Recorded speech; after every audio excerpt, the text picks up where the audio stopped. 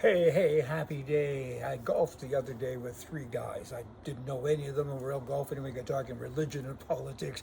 That was a mix. The politics was kind of okay. They used to be left wing guys to a person, and now they're not. And that was kind of refreshing to go through all of that. And with regards, though, to religion, that was a little more complicated. All three of them were readers of the Old Testament, and of course, then there's me. And so we kind of had some interesting discussions, but it did turn out fine.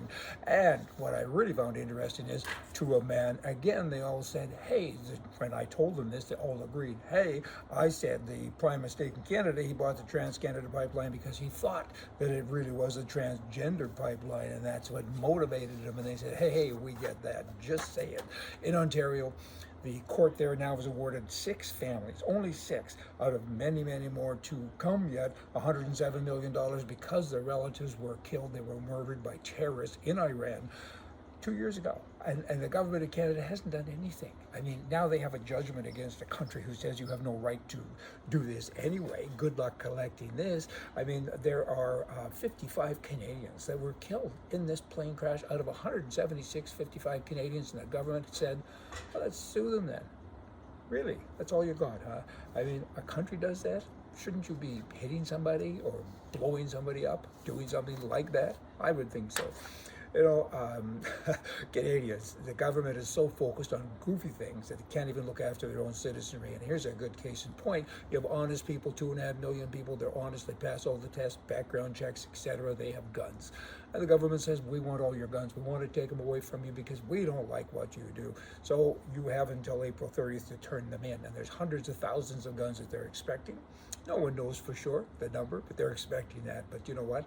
Only 100 and some odd have been turned in, and Canadians finally are cowboying up and saying, hold on here. You know what? Martin Luther King once said, bad laws should not be obeyed. I mean, it's finally happening. You hear that bird? Just kind of zip right by, little hummingbird. Look, little distraction there, don't you know, the SHOT Show. Boom, boom, boom, boom. It starts in a few days in Las Vegas. I'm excited. I want to be there. I'm going to be there. 2,400 companies. They cover more than 800,000 square feet of exhibit space. They're all there. 2,400 plus about 80,000 people coming. Just wholesalers and press people and so on. But it is a blast. Pardon the pun. Just saying. Now, the federal government in Canada, they're commies. They're bad. They're really, really bad. They give money to everybody, and then they come to the people and say, we have to increase your taxes. Of course they do. You can't continue to give money away unless you get more. You can print it, but eventually your machines kind of need new stuff too, oil, etc., right? So now they're saying, hey, we could get almost $6 billion if we tax your equity in your home. They're talking about it. They're floating it to see what happens, right? They're going to do it. They have to because they keep wasting it and spending it. Whatever happened to this marijuana stuff? It's a few years ago. We legalized marijuana. We're going to get zillions of dollars in taxes. Nobody's ever heard about it since. They're getting the money. So there's just more money that they're wasting. It's never ending. Very, very vexing. And in Alberta, you have commies there. This guy that runs that province, wow. I mean, he's now saying, he comes up with all these crazy things. They need an election. Oh, they got one coming in about a year and a half. They need a new party. They need the Wild Rose Party to win again. And they have independence on their mind. Them or someone like them. Wild Rose, at this point in time, they would be the front runner to get out of Canada and get good governance provincially. The government there now, Kenny, he's saying, hey, no more due process, right? You're no longer right. You have the right to a trial. No more. You're guilty until proven innocent with regard to getting a traffic ticket. You get a ticket, you get a ticket. That's it.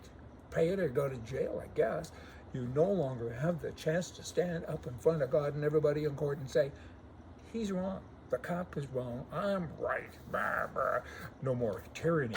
It's there. Tyranny. Go to Australia. You want tyranny. Australians now are told they can't even leave their house or exercise or work. Can't go to work unless you're vaccinated, right? Can't even exercise. You're kidding me? In the name of your health, you're prevented from exercising. This is all about health. Oh boy, you know what? And on top of all of that, in Australia, like everywhere in the world, you know, almost everyone now who's testing positive, who's hospitalized, they've been vaccinated. The vaccine doesn't work. It doesn't work. Now the new narrative is, you don't get it as hard. You don't get as sick. Nice narrative. Bah, whatever. Here's a guy. He works for the Globe and Mail. His name is Lawrence Martin. He's a journalist. His headline, big headline, the disturbing reality is that millions of Canadians support Trump. Disturbing to who? To you, I guess, little Larry man. A lot of us like Trump. We like his policies. He did a fine job. Because we're right-wing, maybe? We're right. You're wrong. Lawrence, you're left. Hey, y'all come back. See ya.